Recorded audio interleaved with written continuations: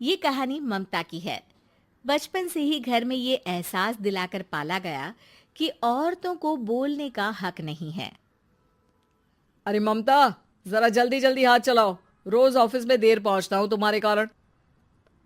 लेकिन आपका सारा खाना पैक और तैयार भी है।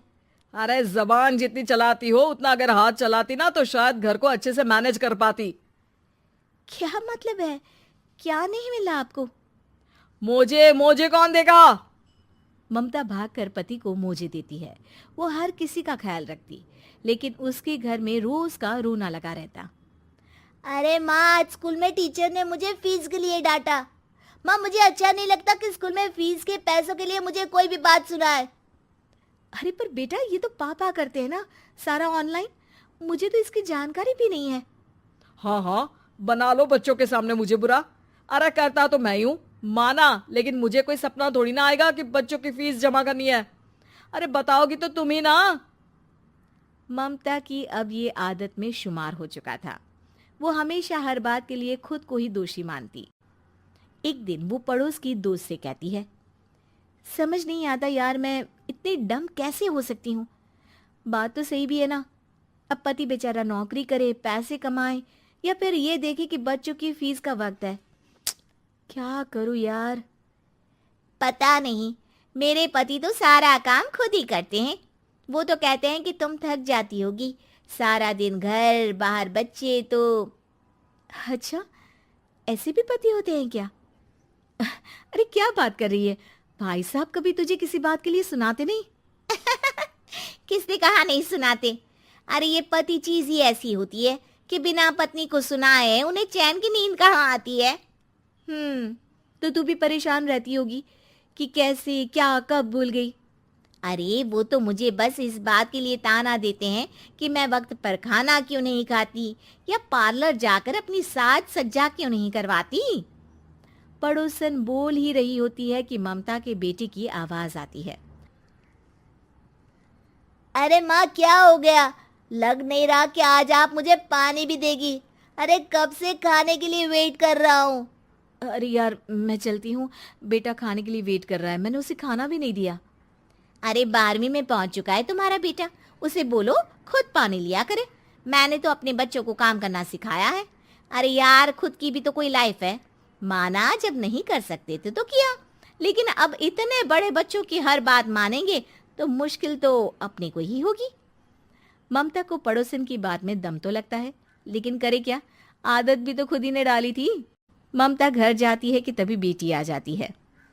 माँ, परसों मुझे एक शादी में जाना है। तेरी वो जो लाल वाली साड़ी है ना, उसे दे देना।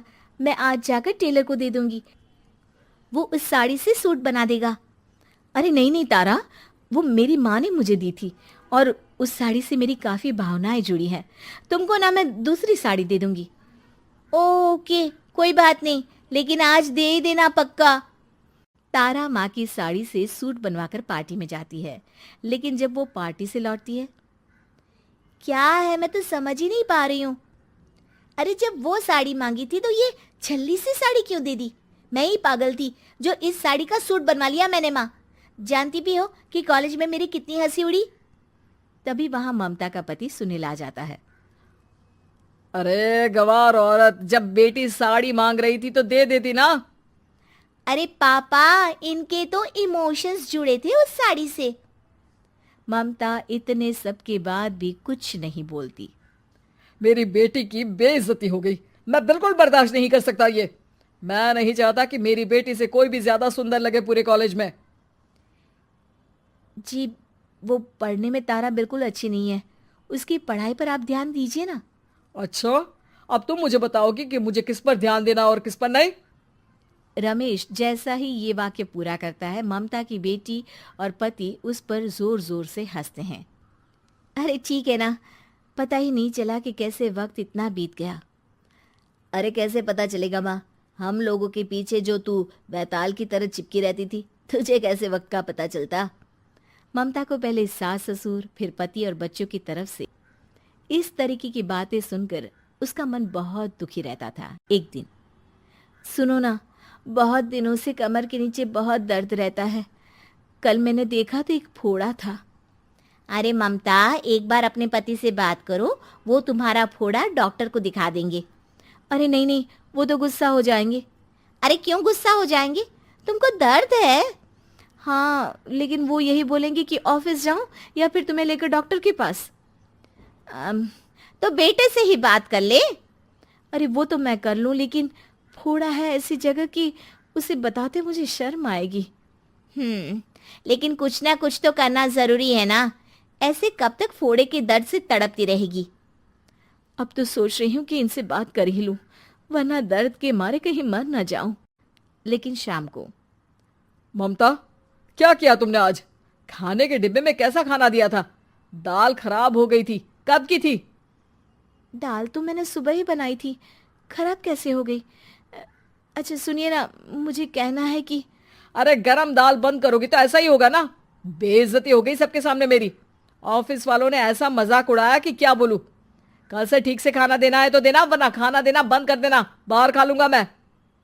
ममता, जो पति से अपनी परेशानी बताने वाली थी, वो अब ये सोचने लगती है कि कल से पति को खाने में क्या दे। अगले दिन ममता थकी थकी सी हालत में, आप लोगों के लिए नाश्ता बना दिया है, खाना बनाने की हिम्मत नहीं है आज तो। रात भर सोकर थक गई है ना, इसीलिए तो खाना नहीं बना सकती। हिम्मत नहीं हो रही है, मैं बस सोने जा रही हूँ। बस मैडम को सोने का बोल दो, फिर देखो कैसे सोती रहती है। माँ, फिर वही पराठा सब्जी। अरे हमारे साथ के दोस्त एक से बढ़कर एक नाश्ता खाना लेकर आते हैं, आप तो बस।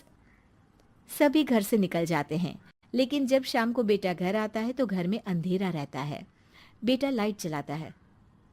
क्या माँ, तुम्हारा भी जवाब नहीं है बिजली का बिल बचाने के लिए? वो बोल ही रहा होता है कि सामने माँ जमीन पर लेटी मिलती है। वो उसके पास जाता है। अरे माँ, क्या हो गया माँ? तभी वहां पड़ोसन आती है। अरे बेटा, तुम्हारी माँ के पैर के पास एक फोड़ा है, जिसके कारण ये लगातार कमजोर होती जा रही थी। मैंने उसे पहले ही कहा था कि घर में बता दो, लेकिन तुम्हारी माँ किसी को तंग करना नहीं चाहती थी। तभी वहां डॉक्टर आ जाता है। अरे इनके ऑर्गन में दिक्कत है, कोई बात है जो इनके मन में खटक रही है। अरे नहीं नहीं, इसके मन में कोई बात नहीं है। कोई काम है नहीं ना इसके पास, सारा दिन बस घर में ही रहती है।